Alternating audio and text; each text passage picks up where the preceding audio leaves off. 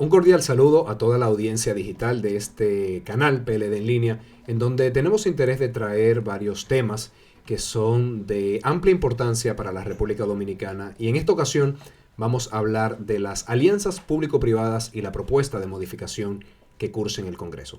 Para eso nos acompañan el señor Daniel Santos, miembro del Comité Central del Partido de la Liberación Dominicana, la señora Anina del Castillo, también miembro del Comité Central y vicesecretaria de la Secretaría de Industria y Comercio. El señor José Dantes, miembro del Comité Político del PLD, secretario de Asuntos Jurídicos del partido, y quien les habla, Juan Ariel Jiménez, vicepresidente del PLD. Yo quisiera iniciar este conversatorio reflexionando de que, sin lugar a dudas, yo creo que a todos nos une el interés de aportar para el desarrollo de la República Dominicana. Y en ese trayecto de mejorar las condiciones de vida del dominicano, cada uno tiene algo que aportar. Cada sector de la sociedad tiene un aporte que hacer. Y me gustaría iniciar de derecha a izquierda con Daniel Santos, que nos diga, Daniel, en tu opinión, ¿qué rol tiene el sector privado y qué rol tiene el sector público en ese proceso de desarrollo de un país? Bueno, Juan Ariel, como establecía, en el proceso de desarrollo de un país todos somos importantes. Ahora hay que comenzar a establecer cuáles son las condiciones que se deben generar para eso. Y lo primero que tenemos que establecer aquí es que cuáles son el interés privado y cuál es el interés público.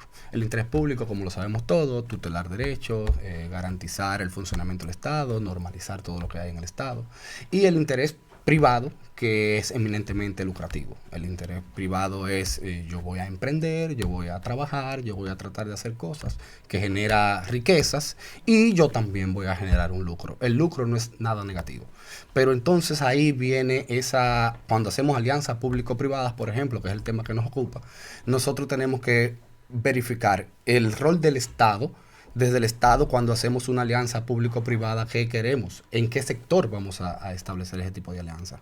Porque, por ejemplo, hay bienes que son bienes públicos. Hay bienes, por ejemplo, el aire, el agua, la energía, la seguridad.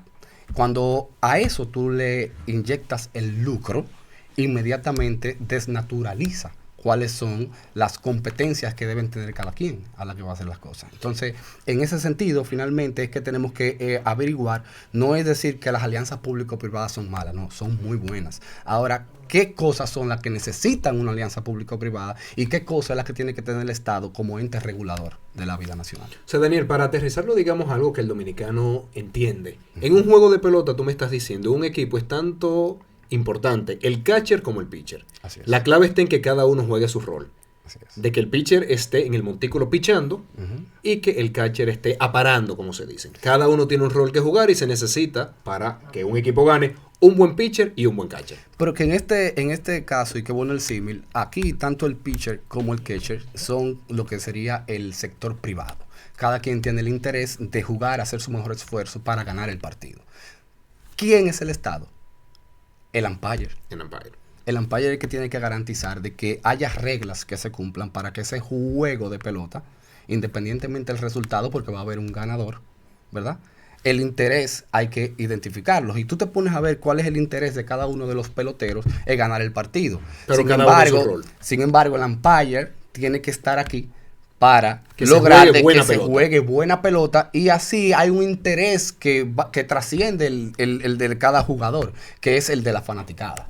La fanaticada sería el Estado dominicano, sería el pueblo dominicano. Perfecto. Y yo creo que en ese símil que estamos estableciendo, de que se necesita buenos umpires que pongan las reglas de juego, yo creo que tenemos en Anina del Castillo una de las personas que mejor conoce el sector privado, porque le ha tocado ser, como viceministra de Comercio Interno, una promotora del desarrollo privado, pero luego como directora de Proconsumidor, una reguladora de ese sector privado. Entonces, Anina, en tu experiencia estando tanto ayudando al sector privado como regulando al sector privado, ¿qué experiencias tú tienes de la capacidad del sector privado de aportar a la economía y de esa interacción público-privada que trae los mejores juegos de pelota? Necesariamente tenemos que contar que en el desarrollo de cualquier país se necesita ese aporte, esas iniciativas, esa forma de emprender del sector privado. Pero se necesitan reglas claras para que ese sector privado tenga al momento de invertir, al momento de jugar su rol, su papel, tenga la certeza de que va a hacer, pero el Estado la certeza también de que lo va a hacer en la forma que debe hacerse. Y ese es el rol del regulador. Pero quiero hablarte un poco de lo que significa promover que ese sector privado. Significa darle facilidades, significa crear las condiciones y generar confianza. Esa confianza en el Estado que es tan importante porque hace que decidamos hacer cosas que, si bien nos va a dar un beneficio directo en algún momento, también le va a dar un beneficio a la sociedad en su conjunto. Cuando generamos, cuando estamos en una empresa, por ejemplo, generamos empleos. Generamos también los impuestos con los que se sustenta el Estado. Trabajamos con la innovación. Trabajamos con la generación de confianza hacia el porvenir. Entonces, es muy bueno el sector privado, aporta al desarrollo de cualquier sociedad y hay que cuidarlo. Y hay que darle como regulador normas claras. Y entonces, cuando entramos al papel de regulador, tenemos que aceptar que esas normas son las que hay que aplicar y no otras. Ahí no hay lugar a discrecionalidad. No debería de haber espacio para interpretar lo que es la norma, sino sencillamente para aplicarla. Aplicarla en el mejor de los sentidos y siempre con la visión de que lo que le corresponde al Estado es ese bien común, esa búsqueda de la riqueza colectiva y, en definitiva, en el caso, por ejemplo, del sector privado y de la parte de la inversión, que crezcamos todos como nación. Entonces, siguiendo quizás con el ejemplo de la pelota, estamos hablando, Anina, de que cuando el Estado establece las reglas tiene que ser clara para no tener a los dos equipos discutiendo si el inning se termina a los 3 outs o a los 5 outs. Y que también tiene que ser igual para todos. Que un equipo no diga por qué al otro tú le cantaste out con 3 strikes y a mí me lo estás cantando con 2 strikes. O sea, esa homogeneidad en las reglas. Sí, de eso se trata una norma. Una norma es igual para todos. Eso es un principio básico del derecho y del marco constitucional, que es el marco, digamos, de mayor jerarquía que tenemos. Entonces, para ir aterrizando a los elementos de alianza público-privada, que debo decir, primero, que fue una ley aprobada, desarrollada por el Partido de la Liberación Dominicana, enviada desde el Ejecutivo en la presidencia de Danilo Medina y aprobado en un Congreso de mayoría de PLD. También los reglamentos fueron desarrollados por el PLD, o sea que en principio sí que creemos en las alianzas público-privadas siempre que se hagan de la manera correcta. Y ahí quisiera casi entrar con José Dantes de si estas modificaciones que se están planteando serían modificaciones correctas. Pero antes que nada quisiera aclarar que una alianza público-privada es aquella que ocurre para el desarrollo de una infraestructura o para proveer un servicio. Entonces, no es que cualquier colaboración público-privada es una alianza público-privada. Según la ley 4720 aplica a la infraestructura o servicios de interés social, en donde el Estado llama a concurso para que el sector privado haga propuestas y terminan distribuyéndose los riesgos. O sea, una parte termina diciendo, si la construcción sale mal, yo me hago responsable, que es el caso normalmente del privado, y otra de las partes dice, si pasa un fenómeno natural no previsto, como una tormenta, un terremoto, yo me hago parte, que normalmente es el sector público, y así nos vamos distribuyendo los riesgos. Y eso es muy importante. Ahora, José, volviendo al tema de la modificación, uno de los elementos que nos preocupa en esta propuesta de cambio, la ley 4720, es que se modifica el esquema de plazos mínimos a plazos máximos. ¿A qué me refiero con esto? En la actual legislación de alianza público-privada dice, si queremos desarrollar un aeropuerto, se necesita al menos 30 días para que las empresas organicen sus papeles y muestren que están en capacidad de desarrollar aeropuertos. Luego se necesitan al menos 90 días para que las empresas puedan hacer un diseño del aeropuerto. Y al final se termina ejecutando el proceso entre 3 y 10 meses para que las empresas puedan tener el tiempo de diseñar, de proponer. José, ¿por qué es tan importante tener plazos mínimos para garantizar la competencia y para garantizar que haya muchas propuestas y se termine seleccionando la de mayor interés para el público. Sí, mira, yo creo que realmente cuando tú hablas de plazos máximos, estás prácticamente poniendo como una especie de una camisa de fuerza entre quienes pudieran ser los oferentes de estas obras, ¿no? En ese sentido, la ley de compra y de contrataciones públicas tiene unos plazos dependiendo del tipo de procedimiento de contratación que se haga, ya sea una comparación de precios, ya sea una licitación pública, nacional o internacional. ¿Por qué? Porque deben darse los espacios suficientes para poder garantizar una mayor participación de los oferentes en la propuesta que se piense presentar. A mí me causa mucha suspicacia que para obras de infraestructura que conllevan una gran inversión, un gran tiempo para poderlo desarrollar, que se sustituyan plazos mínimos por plazos máximos. ¿Por qué razón?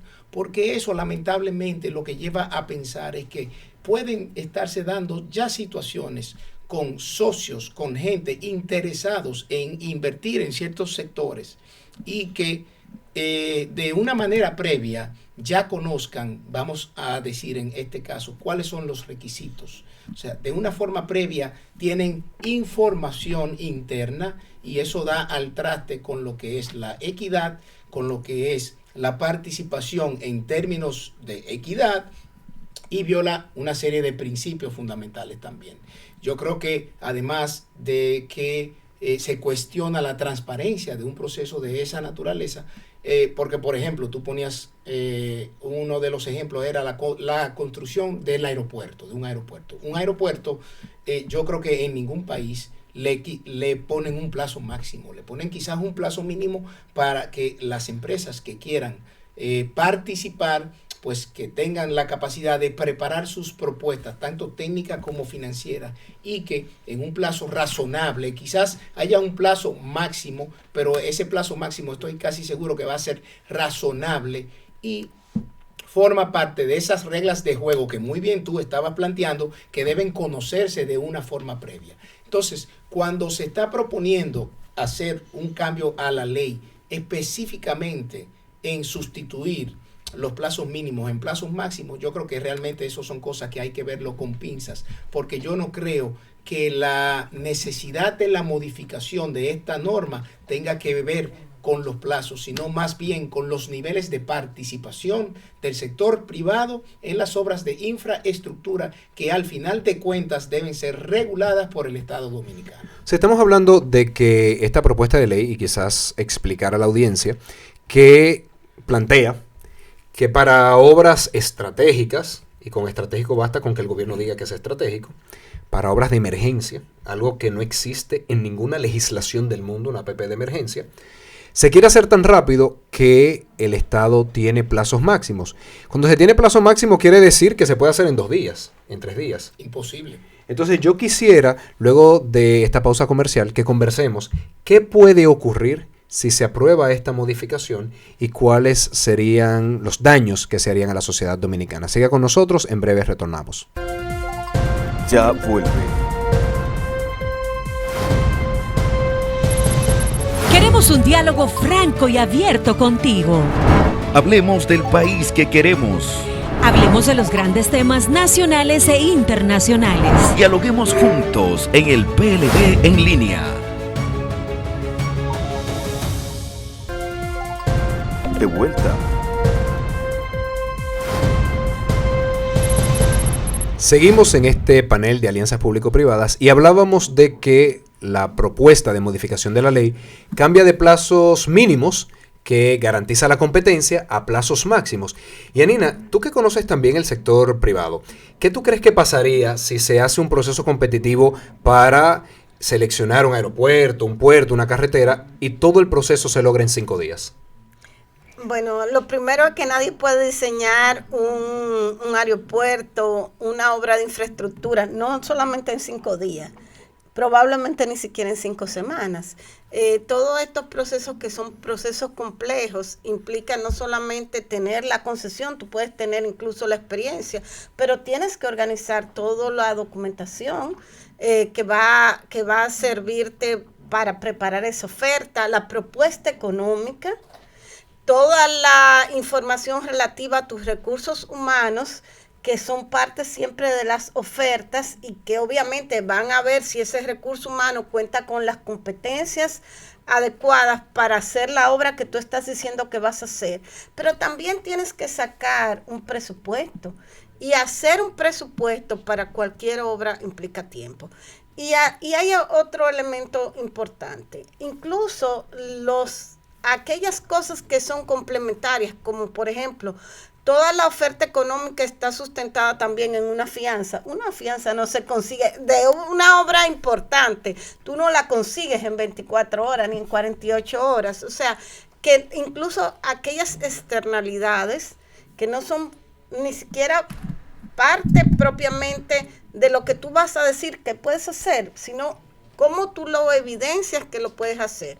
Requieren un tiempo, y definitivamente ese tiempo es un tiempo que se vio sobre la base de las realidades, de las posibilidades, que quedó plasmada en la ley, que fue motivada e impulsada por los gobiernos del PLD. Entonces estamos hablando de que posiblemente estemos llevando al país a un esquema de asignación grado a grado de las alianzas público-privadas. Y me gustaría, Daniel, conversar contigo, ¿cuál es el riesgo para la ciudadanía? ¿Cuál es el riesgo para el país? Que ahora los gobiernos se dediquen a asignar una serie de alianzas público-privadas grado a grado. Bueno, yo creo que, como lo decíamos al principio, tenemos que ver cuál es el interés colectivo y cuál es el interés privado. Hay una situación, ya veíamos, y los compañeros Dantes y la compañera Nina hablaban del peligro primero, para la competitividad, y segundo, el peligro también de la contratación. Ahora también tenemos que ver por qué el Estado dominicano quiere hacer una alianza público-privada y vamos con un aeropuerto. Un aeropuerto es necesario. El Estado no tiene el interés de competir en ese sector, porque al final de cuentas es el sector privado que interactúa en él. Ahora también hay un asunto de seguridad, también hay un asunto de conveniencia, también un asunto de impacto ambiental. Entonces, el Estado dominicano, con este tipo de alianzas público-privadas, se mete a competir con los propios empresarios. ¿De acuerdo? Entonces, también está cediendo cuestiones que son competencias eminentemente del Estado dominicano. Imaginemos el aspecto de la seguridad de un aeropuerto. Ya no es solamente que me contrataron esto rapidísimo, ya es que no me permiten la competencia al sector privado, que es lo que queremos impulsar. Prácticamente la señalamos a una persona que estaba, en teoría, si pudo en 5 días presentar una propuesta, es porque lo sabía previamente. Ahora también es el asunto del servicio público. Ese servicio público que tiene que contar con seguridad, que tiene que el Estado tutelar los derechos, el tránsito, ¿entiendes? Entonces, aquí, en este tipo de alianza público-privada, no solamente es un problema de contratación, también es un problema de cuáles bienes y cuáles servicios estamos nosotros contratando, que pueden ser, que sean bienes y servicios que tengan que ser tutelados por el Estado para garantizar ciertos derechos, porque son bienes que son colectivos, y cuáles son lo que el Estado, entonces, participando en una alianza público-privada, se convierte en una especie de sector privado que compite con el sector privado. O sea, Daniel, tú me estás diciendo, imaginémonos que el Estado quiere desarrollar una carretera en un esquema de alianza público-privada. A menos que haya una real competencia, donde participen muchos oferentes. Y para que haya una real competencia y una gran participación, como decía Nina, se necesita de tiempos para el diseño técnico, para la presupuestación, para la búsqueda de documentos. Entonces tú me dices a mí, si el Estado lo que va a desarrollar alianzas público-privadas grado a grado, asignárselo a una persona, nada garantiza que esa carretera tenga los estándares de calidad que evite una tasa de accidentes, nada garantiza que esa carretera tenga los estándares medioambientales para disminuir el impacto medioambiental, nada garantiza que esa carretera vaya a tener un peaje adecuado, porque no hubo competencia, porque se le asignó directamente a una persona. También, Daniel, tú decías, es que tenemos que ver cada sector. Tenemos que ver cada bien público. Otro de los elementos que plantea esta modificación es el que el poder legislativo y el poder judicial hagan alianzas público-privadas. Eso no se ha visto en ninguna parte del mundo, pero quizás en República Dominicana somos tan creativos y este gobierno sea tan innovador que vaya a plantear alianzas público-privadas en el sector judicial y en el poder legislativo. ¿Cómo tú ves eso de que ahora tengamos un congreso en alianza público-privada o una justicia en alianza público-privada? Bueno, es un asunto que evidentemente sería dependiendo para lo que es. Y no creo que haya que hacer una alianza público-privada para las cuestiones, por ejemplo, el Poder Judicial o el Poder Legislativo que quiera hacer cuestiones de contrataciones a nivel administrativo. Ahora, si nos vamos a las funciones en la separación de poderes, el Poder Legislativo es lo que va a hacer las leyes, ¿qué es lo que estamos diciendo? Entonces nosotros nos estamos cargando el sistema de representación política para que ahora el sector privado, que no se somete a elecciones públicas, que no está regulado por las cuestiones de derecho administrativo, vayan a hacer leyes. No, pero es que ya tienen los mecanismos para participar. ¿De acuerdo? Entonces, es lo que te digo, es ver cuáles son las competencias públicas, cuáles son el interés privado, porque si el Congreso Nacional, por ejemplo, tiene que tener papel, porque se redactan muchas leyes y hay muchos documentos que lo necesitan, ya hay una ley de compra y contrataciones que regula este tipo de cosas. Y no requiere una alianza público-privada, requiere una compra de papel. Normal. Ahora, si tú me hablas a mí, por ejemplo, de que para una sentencia, un magistrado de la Suprema Corte de Justicia que va como tercero imparcial a tomar una decisión sobre el interés que hay entre dos sectores, ¿en qué entra aquí la alianza público-privada? Un letrado privado ahora va a ser contratado para que trate este caso en específico. O sea, son cuestiones que de ceder competencias, no solamente bienes, porque hemos hablado, a veces uno habla mucho de los bienes, pero también de los servicios públicos y de cosas que competen eminentemente al Estado Dominicano porque tutela derechos. Mira, hay muchos de los servicios públicos que son estratégicos, que no pueden estar en manos privadas. Es imposible realmente que se conciba lo que se está planteando, si se está planteando en ese proyecto de ley, porque la Constitución es clara sobre cuáles son las funciones de los poderes del Estado. No existe una ley del Congreso Nacional. Las atribuciones del Congreso Nacional están en la Constitución. El Poder Judicial sí tiene una ley del Poder Judicial, pero para lo que tiene que ver con la administración del Poder Judicial. En caso de que exista algún tipo de disposición de esa naturaleza, sería inconstitucional a todas luces. Pero además, aquí hay un elemento que yo creo que no se puede perder de vista, y es el siguiente. Nosotros estamos a 2 años de una gestión de gobierno que no ha sido capaz de presentar ningún tipo de resultado fruto de sus políticas públicas, si es que tiene políticas públicas. Por lo que yo entiendo que la intención de la modificación de esta ley para, en este caso, maximizar tiempos de una manera mínima es tratando ellos de hacerse un traje a su medida, a ver si en los próximos 2 años, que es lo que le queda de gestión, pues pueden llevar a cabo algún tipo de alianza público-privada, que todos muy bien sabemos que es una gestión que está centrada en un modelo de gobierno donde favorecen la participación del sector privado hasta tal punto que hemos criticado aquí nosotros mismos y en otros lugares que hay una pretensión de fideicomitizar todo o de fideicomisar hasta la Policía Nacional. Hasta la Policía Nacional. Yo recuerdo que a la actual vicepresidenta, cuando le preguntaron qué ella creía que se podía hacer para controlar los precios de la canasta básica familiar, planteó la posibilidad de crear una alianza público-privada. O sea, esto es desconocer básicamente lo que debe ser el rol del Estado de regular y de dar participación a un sector privado que, muy bien, como está diciendo Daniel, tiene una sola finalidad, que es el lucro, mientras que por otro lado el Estado, la finalidad es tutelar los derechos fundamentales y poder poner en implementación y en práctica el Estado social y democrático de derecho que es la República Dominicana. Entonces, a mí me causa mucha preocupación este anteproyecto que se está presentando, y yo creo que es algo que vamos a tener que ver con pinzas para que lamentablemente la República Dominicana no sea afectada por intereses particulares y de corto plazo, no solo de un sector privado que está ávido de participar en la gestión pública, sino de una gestión de gobierno que no tiene nada que mostrar y que se está intentando hacer un traje a su medida para poder tener algo que presentar. Yo quisiera... Perdóname, Juan, discúlpame.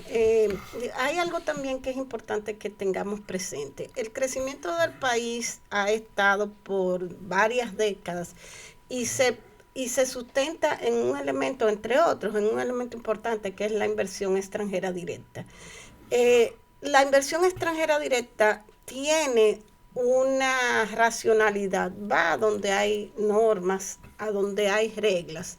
Y también estamos poniendo en juego esa inversión extranjera directa, porque si es una compañía, por ejemplo, una empresa de ingeniería que quiere participar en una oferta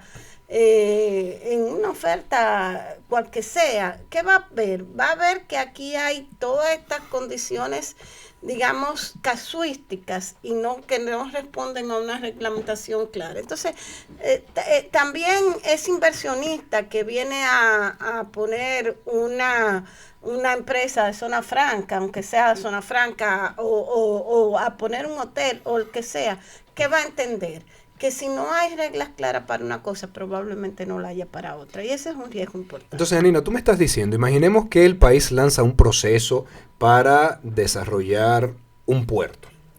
Y apenas se dan 5 días, 4 días. Tú me estás diciendo, ninguna empresa seria del mundo va a interesarse porque sabe que detrás de eso hay un ganador preseleccionado, ¿verdad? Sí, a nivel técnico no hay oportunidad para tú presentar una oferta seria en pocos tiempos si es una oferta que tiene que ver con muchos componentes. Fíjense, señores, la compra simple en la ley 340 está sujeta a un plazo. Claro. Y es una compra de papel, por ejemplo, y está sujeto a un plazo. Y tú tienes a un plazo mínimo para que todo el mundo pueda preparar su oferta y competir. Para que todo el mundo que venda papel pueda competir. Entonces una obra compleja jamás, bajo ninguna circunstancia, puede tener una minimización de plazos así como se está planteando. Entonces, Janina, lo que entiendo que te preocupa es que tú dices, mira, en el momento en el que las empresas empiezan a ver procesos de alianza público-privada al vapor, donde claramente hay un ganador preseleccionado, empiezan a comentar en sus círculos que República Dominicana no es un destino confiable de inversión. Entonces, lo que entiendo que te preocupa es que quizás esa empresa constructora de puertos, al ver eso, empieza a comentar con sus amigos inversionistas internacionales que en República Dominicana no hay un buen marco jurídico, no hay un buen esquema de competencia, y eso terminará afectando que llegue inversión extranjera de muchos otros sectores. Claro, y hay organismos multilaterales que te miden la transparencia y que van a determinar que hay algunos elementos que han afectado esa transparencia. O sea, el quehacer del Estado no es solamente tener normas, es también que esas normas se cumplan. Y yo creo que ahí es que tenemos que seguir con una mirada firme de que las cosas deben de tener una lógica y no interpretarse de manera, digamos, acomodada a circunstancias particulares. Yo creo también agregar de que en este tipo de cuestiones, porque nos van a ver muchas personas aquí en este canal de YouTube, y hay que también decirle cómo ellos hacen para lograr este tipo de cosas, y subyacen 2 ideas que pueden parecer que son beneficiosas, pero es que esconden bajo este tipo de conceptos para lograr entonces imponer una idea de lo que ellos pretenden hacer. Y la primera es que, por ejemplo, que el Estado es muy burocrático.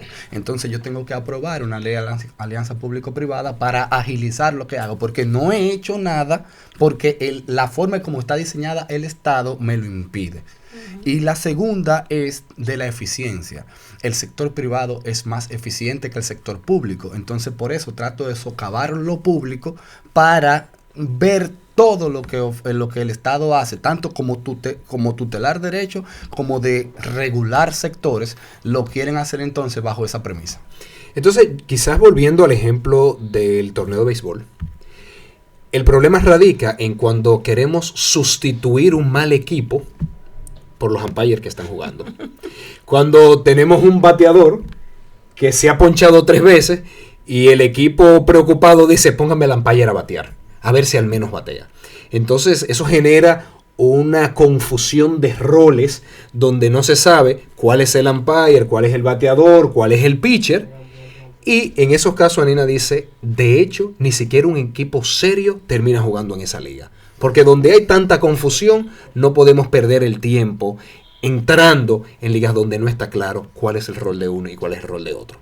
Así es. Entonces, Totalmente. Dantes, para ir concluyendo ya, ¿te parece a ti que un gobierno que pregona la transparencia, la institucionalidad, puede hacer este tipo de planteamiento de modificación a la ley? ¿Hay una contradicción? El gobierno dice ser transparente y en realidad no lo es. El gobierno está desesperado por lograr alguna obra 2 años después de una paralización de la inversión pública. ¿Cuál es tu apreciación de qué mueve esta modificación de la ley? Mira, yo creo que esto es otra muestra más de ese modus operandi que tiene 2 años ya, donde ellos te plantean por un discurso una postura, pero en los hechos hacen algo totalmente diferente, 180 grados totalmente diferente. Tal y como tú dices, ellos se jactan de hablar de mucha transparencia, pero las instituciones de la gestión del actual presidente son las menos transparentes, incluyendo las que más presupuesto manejan. Entonces, yo creo que realmente promover un anteproyecto de esta naturaleza, donde además básicamente está focalizado tanto a eso como a crear las APPs en estados de excepción, que la Constitución dice claramente cuáles son los estados de excepción, que son en casos de catástrofes, en casos de como la pandemia que se tuvo, en casos de guerra. O sea, plantear eso en esta coyuntura, lo que me da a mí a entender es que de lo que menos ellos están preocupados es de la transparencia. Lo que más les interesa a ellos es crear las condiciones para que la oligarquía que los acompaña a ellos a gobernar para una minoría, como lo han hecho en estos últimos 2 años, pues puedan sacar la mayor cantidad de réditos en los 2 años que le quedan en esta gestión de gobierno. Esta gestión no se caracteriza por la transparencia, no se caracteriza por las reglas de juego claramente identificadas de forma previa al partido, y eso lo estamos viendo. Está pasando con el fideicomiso de Pedernales, está pasando con otras obras, con el monorriel de Santiago, donde dan unos primeros picazos, anuncian que ya se está construyendo, pero ¿dónde está el estudio técnico, el estudio de factibilidad, el estudio de impacto ambiental? ¿Cuándo se hizo la licitación? ¿Cuándo se publicó esa licitación? ¿Quiénes son los oferentes? ¿Dónde podemos buscar información sobre todas estas personas que han intentado participar, pero cumplen con todos los requisitos? ¿En qué momento se hizo eso de conocimiento a la sociedad en sentido general? O sea, aquí no existe la transparencia ni en los procesos que ellos han estado llevando a cabo, y mucho menos existiría de pasar ese anteproyecto de ley que viene prácticamente a desmontar la transparencia que sí existe en la ley 4720 y que viene a cambiar las reglas de juego para beneficio de unos pocos, como ha sido el modus operandi del gobierno de este presidente. Entonces, ya para ir resumiendo, y voy a recoger las opiniones de cada uno de ustedes, con Daniel iniciamos reflexionando de que en el proceso de desarrollo tanto el sector público como el sector privado tienen un rol importante que jugar, siempre y cuando cada uno esté en su espacio natural. Y se respeten esos espacios.